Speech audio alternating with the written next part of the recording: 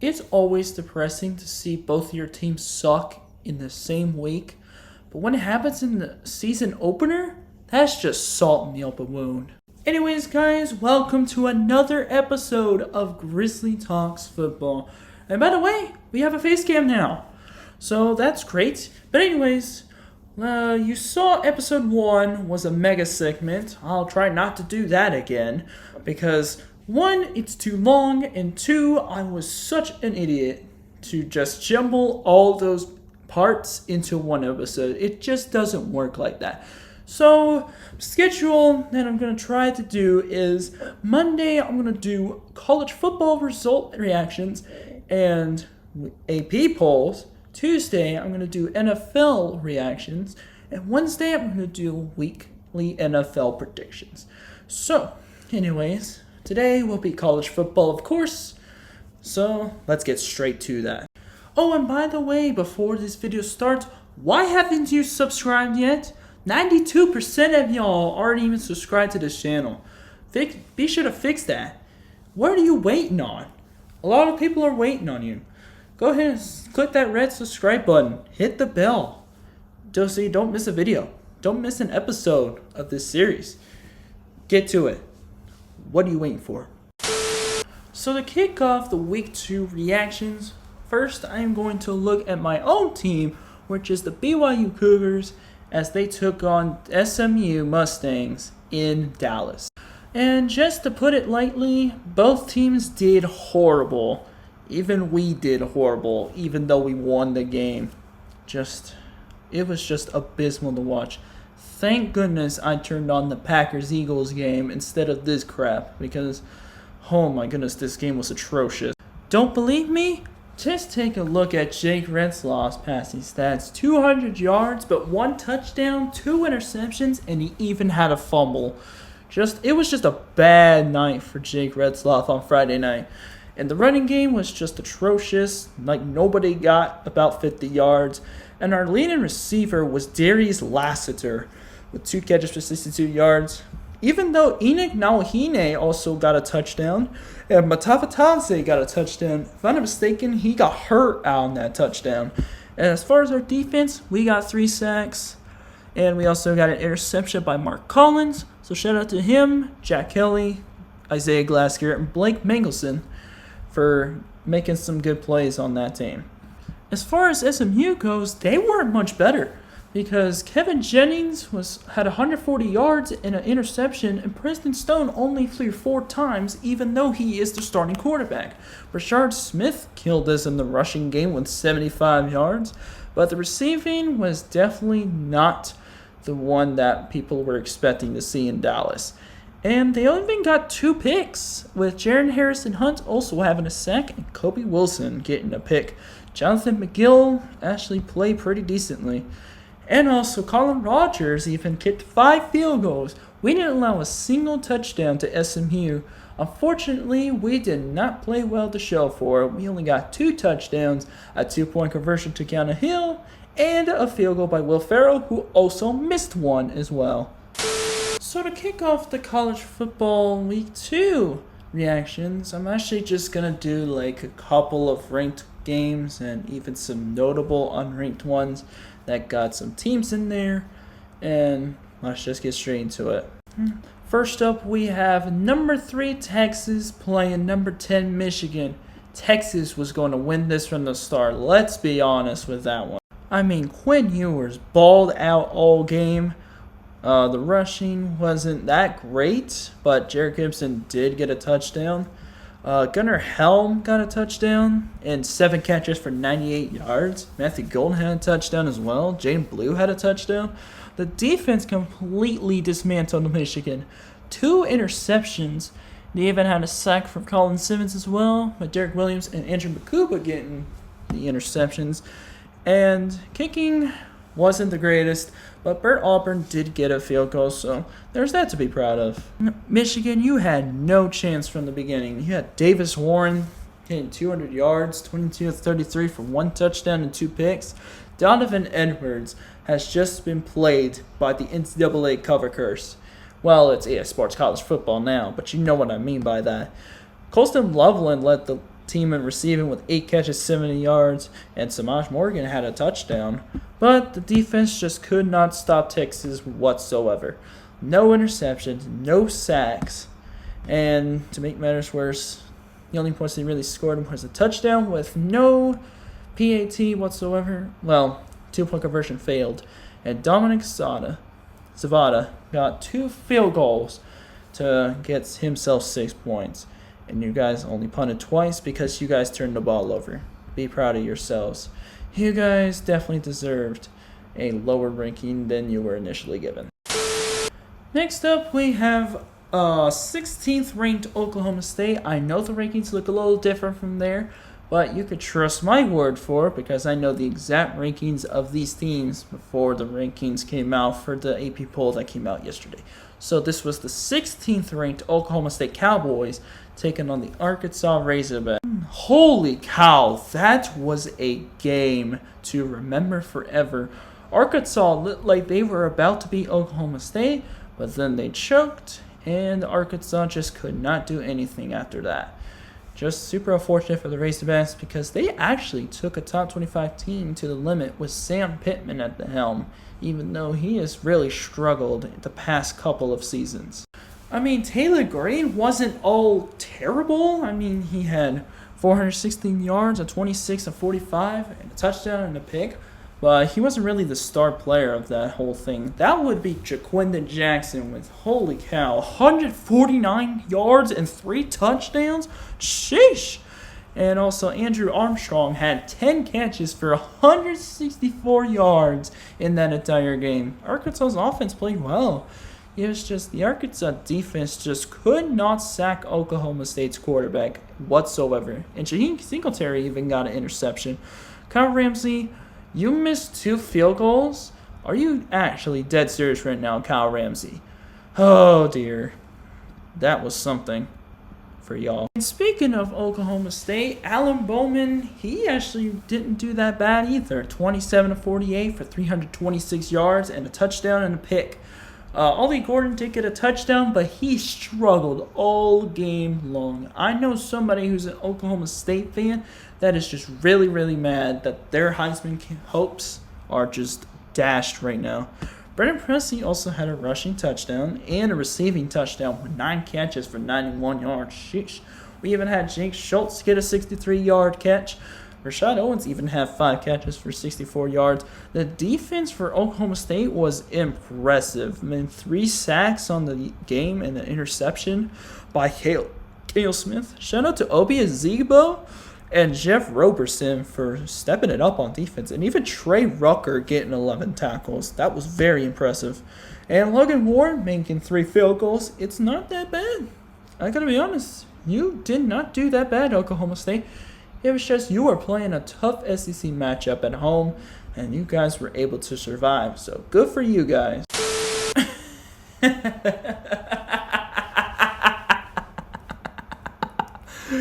Oh, NC State, you guys had no chance from the beginning. You were overrated then, you're overrated now. As you can see, Tennessee, who was ranked number 14 at the time, completely dismantled then 24th ranked NC State. So for Tennessee, they didn't do like horribly. I mean, Iyama Liava got 2 touchdowns, 2 picks on 211 yards passing. But the main factor in this game was obviously the rushing.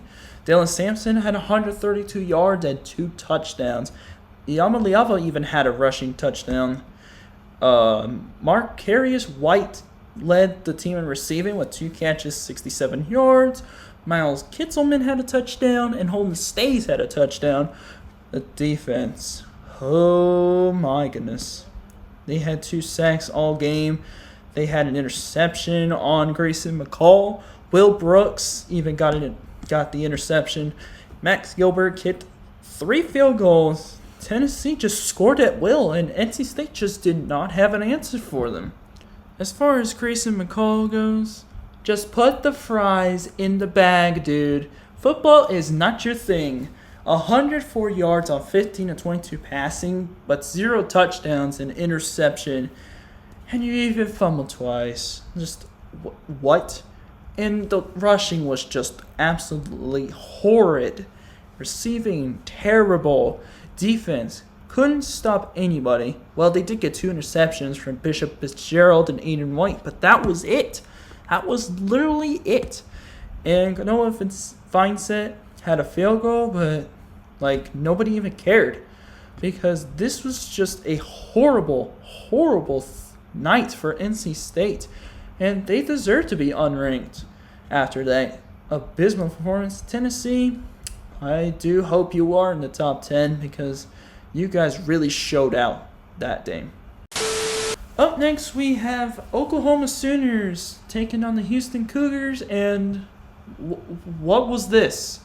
What was this, Oklahoma? You guys were up 2 points until you got a safety, like at the end of the game, to win it. I'm like, oh, what?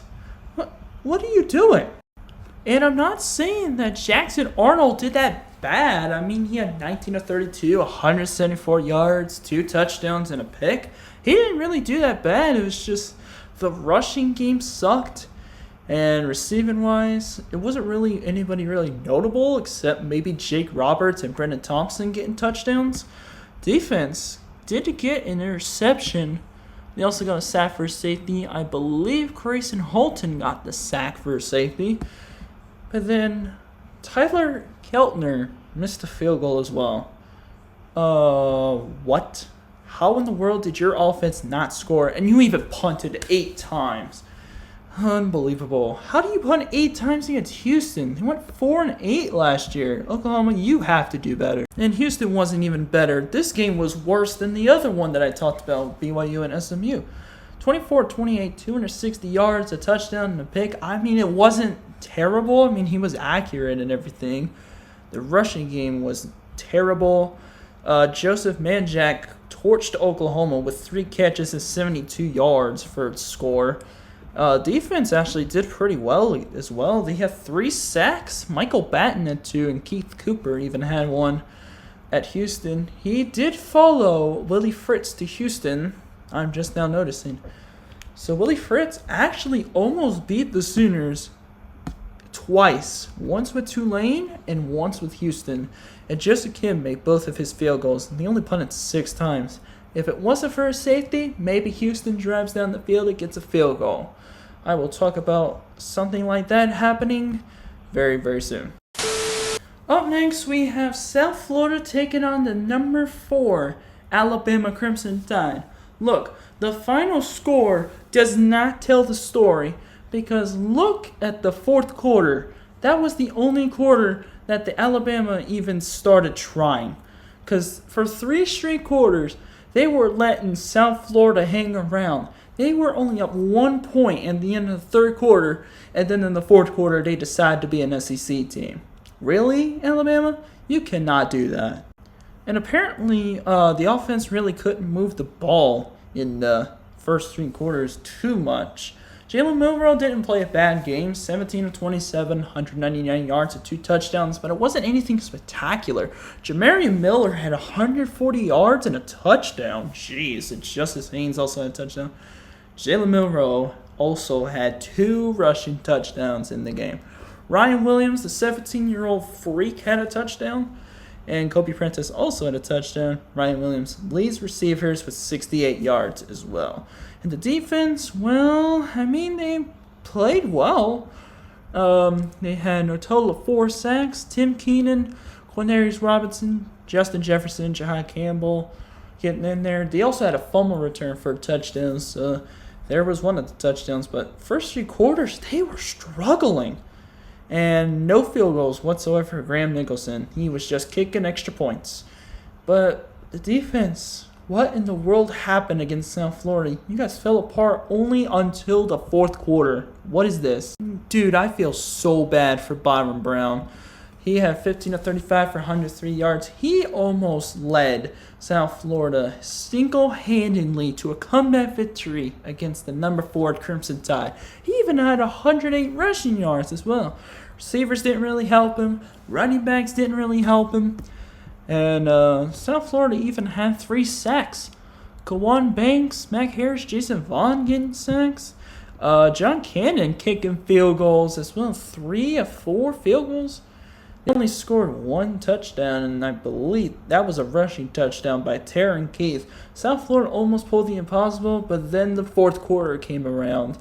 And yeah, the fact that ESPN called this game a dominant win for Alabama, they clearly do not know what really happened, because if they were talking about the fourth quarter, I would see a point there.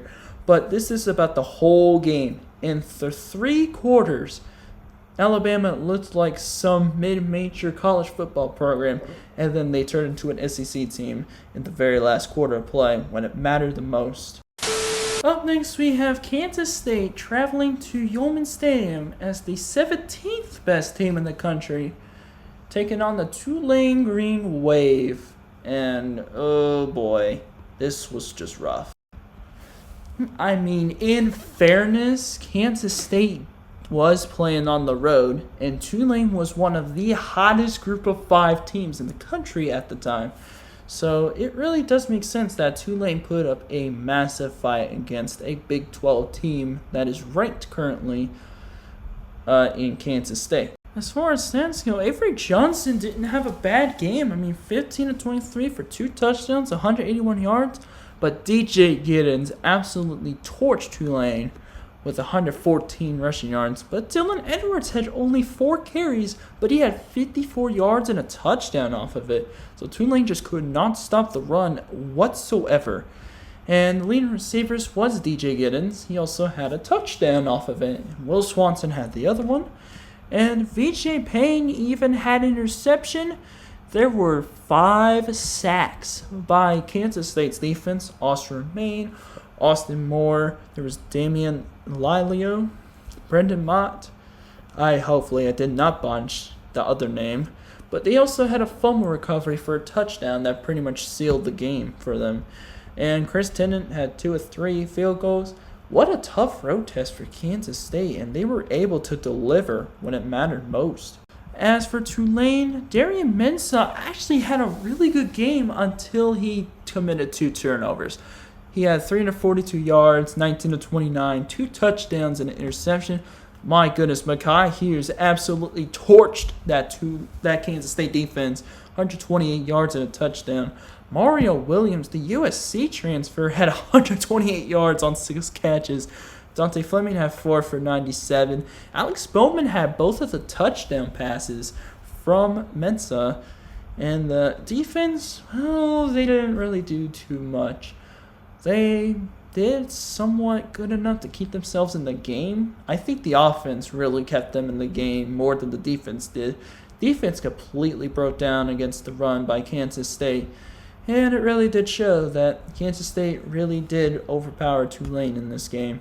Jacob Barnes did get both of his field goals down, but the fact that Kansas State was still able to score on that defense really shows that Power 5 against Group of 5, not every Group of 5 team has a good Cinderella story.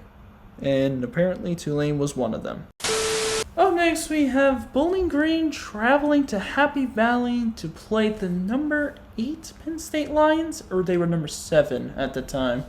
But, oh dear, goodness gracious, Bowling Green almost came back in this game. You don't know how bad I wanted Bowling Green to beat Penn State in Happy Valley, but unfortunately that didn't happen. But Penn State, I hope your defense is proud of what they have just done to your team. You guys really let Bowling Green be within 1 score at home. I mean, Drew Aller didn't do terribly. 13 of 20 for 204 yards, 2 touchdowns and a pick. I mean, Nick Singleton and Katrin Allen had 100 yards each. Singleton had a touchdown. So did Drew Aller on the ground. Nick Singleton even had a receiving touchdown. And Tyler Warren, 8 catches, 146 yards. Sheesh.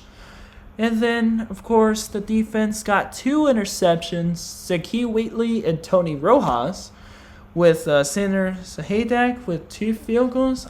The defense just broke down.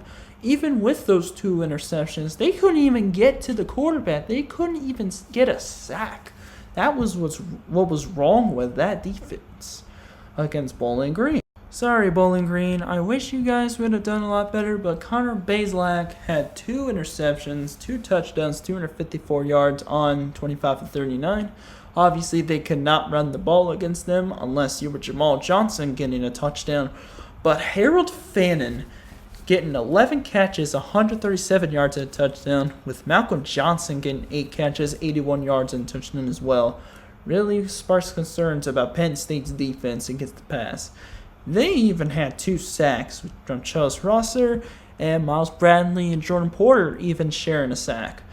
At least Bowling Green can get to Drew Aller with no problem, but Penn State didn't get 1 sack in that game. Not even a half a sack for any of the players. And even Jackson Cleather got 2 field goals. Bowling Green's defense really stepped up, but Penn State's defense performed worse than Bowling Green's. It's really concerning for Penn State because that defense against the Big Ten teams they're going to face, it really does concern a lot of people because they obviously have to get through some tough competition in that conference, and their defense, that kind of defensive performance is not going to cut it in the Big Ten. Up next, we have the Boise State Broncos traveling to Hudson Stadium to play the 7th-ranked Oregon Ducks. Oregon again? Again with a close game against Idaho teams. What is it with Idaho teams playing Oregon? Does Oregon just fall flat on their faces and let these Idaho teams run all over them ever since Boise State beat them in 2008 and 2009? What's going on here? What is this? I mean, Dylan Gabriel didn't have a bad game. 243 yards he only missed 3 passes and gets 2 touchdowns. Jordan James gets 100 yards. Dylan Gabriel even gets a rushing touchdown. Evan Stewart gets 112 yards and a touchdown. Trayshawn Holden gets 78 yards and a touchdown on 4 catches. A defense even got 1 sack that entire game. Jordan Birch was the only guy who even got to the quarterback. Are you serious? And then you only get the field goal once. Oregon, what is going on? This team is falling apart. How in the world is it back-to-back weeks that you guys have close games against teams from the state of Idaho? Is it just the state of Idaho in general that just come into your house and almost beat you? Oregon, you need to get this fixed immediately. Otherwise, you might be screwed. Ohio State is going to whoop you if you don't fix this right now. Obviously, Maddox Masson was not the person that people were really expecting to see a stat line from. 17 of 40, 148 yards, a touchdown. He wasn't the reason why Boise State was in this game. It was this guy right here, Ashton Jonty. Not sure how to say it exactly, but he had 25 carries, 192 yards, and 3 touchdowns. Give this man some Heisman votes. Get him the Heisman. Cam Camper, 4 catches, 52 yards, and a touchdown. Latrell Caples, 5 for 51. Especially Ashton Jeanty even got 2 catches for 8 yards. The best running back in the country is Ashton. Come on now. And on defense for Boise, they got there 3 times. I mean, Say Oladipo, Andrew System, and Ahmed Hassanai. Okay. They actually got to the quarterback more often than Oregon did. And they made 2 but 3 field goals. I mean, Boise State didn't play badly, but they are just riding the coattail of Ashton Jonty. Come on, Oregon. You couldn't stop this guy? And, of course, you guys will drop down in the rankings even further because you just can't learn how to finish games when they matter most. Up next is our arch rival, the Utes, taking on the Baylor Bears at home in Rice-Eccles. Oh, boy. Utah, you had a great start, but then as soon as Cam Rising goes down for the 3rd time in his career, you guys completely fall flat in your faces. And the 4th quarter was just a goose egg. Nobody scored in the 4th quarter. The fact that Cam Rising only threw 14 passes before he got hurt, that's a little bit of a problem there. He did have 2 touchdowns on 8 of his completions. And Micah Bernard completely just dismantled the Bears defense with 118 yards on 19 carries. Cam Rising had 2 for 21. And the receiving core, it was literally just the Money Park Show. What a name for that Utah receiver.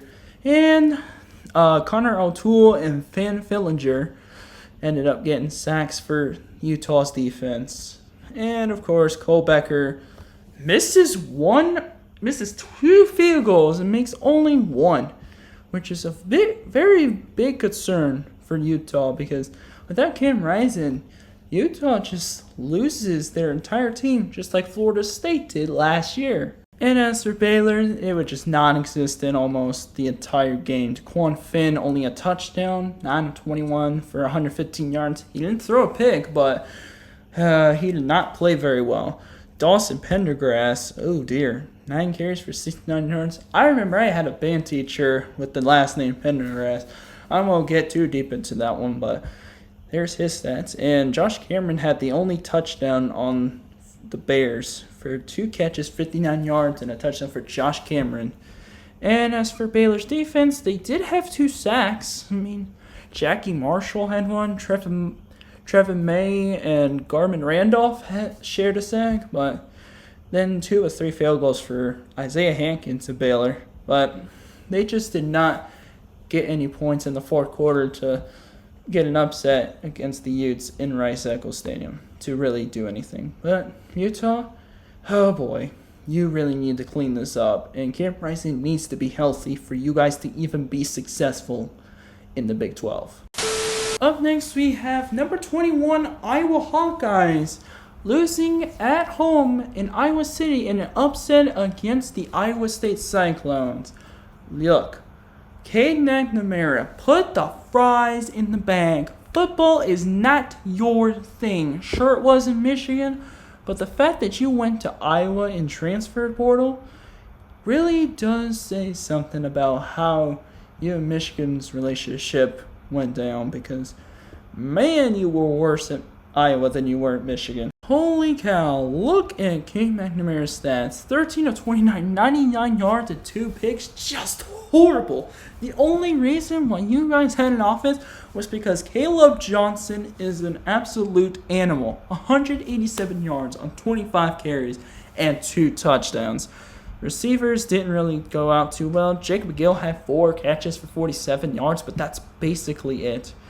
And the defense only had an interception and a sack. Jay Higgins got the pick, and Max Llewellyn had the sack with 2 field goals from Drew Stevens. But again, McNamara, football is just not your thing. Just like DJ Uiagalelei's career is definitely going down the drain now that he's at Florida State and completely playing like trash.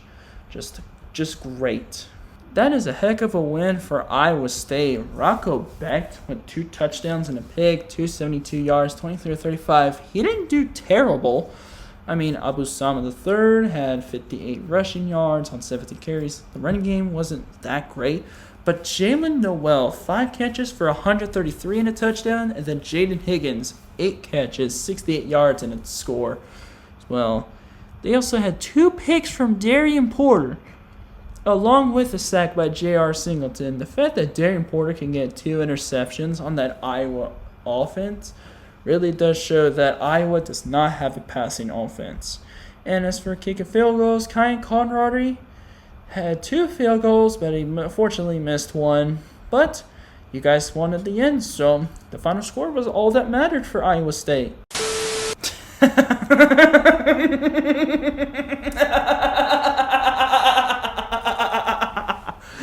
Notre Dame, what on earth happened? Number 5 Notre Dame loses in South Bend to an unranked Northern Illinois. I mean, come on. How do you lose to Northern Illinois? How? Like, what? It just does not compute. Riley Leonard, I have sent this already to one quarterback. Riley Leonard, put the fries in the bag. Football's not your thing. You were better at Duke than you are at Notre Dame. Unfortunately, Notre Dame is a bigger brand than Duke, but unfortunately, you were terrible. 2 interceptions, 163 yards on 20 of 32 passing. You ran 11 times. Sure, you got a rushing touchdown. Jeremiah Love absolutely killed it in the run game. 11 carries, 79 yards, and touchdown. Fortunately, just wasn't enough. Receiving-wise, nobody really in consideration. And literally nothing. Absolutely nothing from the defense. The only thing you guys had oh boy. Actually, you did not have anything going besides the rushing touchdown. Because your kicker also missed 2 field goals. 2 of them. Like,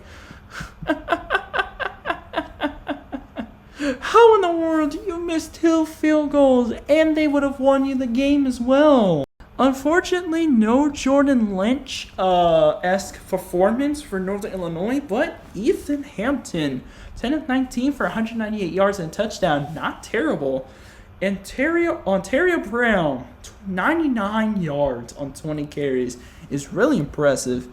And Ontario Brown even got a touchdown. He was the player of the game by far. 126 yards and a touchdown. And I'm guessing they got 3 field goals as well. And also, Northern Illinois' Devontae O'Malley had 2 sacks. Marion Knighton and Christian Furman had interceptions against that Irish offense. Oh boy. Congratulations, Northern Illinois. You guys have beaten a top 5 team for the first time in your program's history. What a great win and what a bad loss for Notre Dame.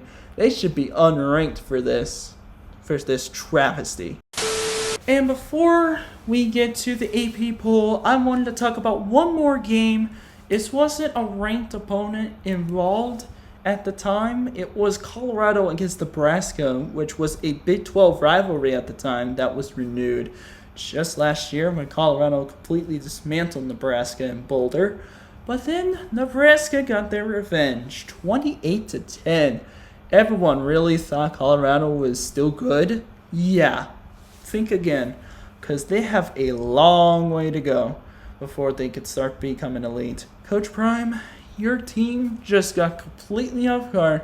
You got too much into the media, and this is what happens when you just get the media's attention way too much. You know, I also wanted to mention this game because 2 of the Georgia boys, Travis Hunter from Collins Hill and Dylan Raiola from Beaufort High School, were a part of this game as well. That's exactly why I wanted to go over this game. Supporting the Georgia boys, of course. I hope never again that Shedeur Sanders gets mentioned on a Heisman list ever again. I mean, 244 yards, a touchdown, a pick. He didn't do terrible, but he wasn't spectacular in any sort of way. Rushing offense, horrible. He threw a bad pick 6 as well, I saw. Travis Hunter, I mean, he wasn't that bad. 10 catches, 110 yards, and he was livid. When Shedeur Sanders missed him on a pass, like he threw it a bad angle for him to catch it, and he was livid when that happened. And I don't blame him. The defense did all they could. It was just the defense was just terrible. They couldn't even get to the quarterback or pick off Dylan Raiola either. And for kicking, they were 1 of 3 total. They had 2 kickers in there. 1 of 2 field goals for Alejandro Mata. And then Jace Feely missed another field goal. Like, oh boy. Colorado, you guys are down bad. And I gotta say, Dylan Raiola, all those memes about him being the next Patrick Mahomes, you know, him wearing number 15, having the same hairstyle as him, having the same sunglasses as him. I mean, I guess I could start believing that. Dylan Raiola had a pretty impressive game accuracy-wise. 185 yards, a touchdown, 23 of 30 passing. He even had that one underthrow that was being talked about all over social media. Dante Dowdle had 74 yards and 2 touchdowns. Jeez. And Ramir Johnson, 8 catches, 49 yards, and a touchdown. And as far as the defense, Tommy Hill got the pick 6 on Shedeur Sanders. You know, when he threw a flat from his own 2-yard line and ended up getting picked off. Nebraska, they didn't really kick an extra point. Well, they kicked 4 extra points, but they missed a field goal. Tristan Avano kicked 4 extra points. And basically, and even Dylan Raiola had a little drop kick, I guess. In the game, that was pretty cool, but Nebraska dominated the whole game. Colorado is just in shambles. And then, of course, the Week 3 AP poll came out yesterday afternoon, and here are the top 25 teams. So Georgia is number 1, that's fine. Texas at number 2 after beating a top 10 Michigan team at the time in Ann Arbor. That is a very impressive win. Ohio State doesn't have that yet. Bama doesn't have that yet. Ole Miss doesn't have that yet. So I think those top 5, I believe I agree with. Missouri at 6, that's fine. Tennessee, after beating NC State, goes to 7. That's fine. Penn State, I think they should have dropped to 9. Honestly, and Oregon should have dropped to 10 behind Miami. I think Miami should be a little bit higher on that one. USC, maybe that team should be in the top 10 as well over Oregon and Penn State. Utah dropping down a spot.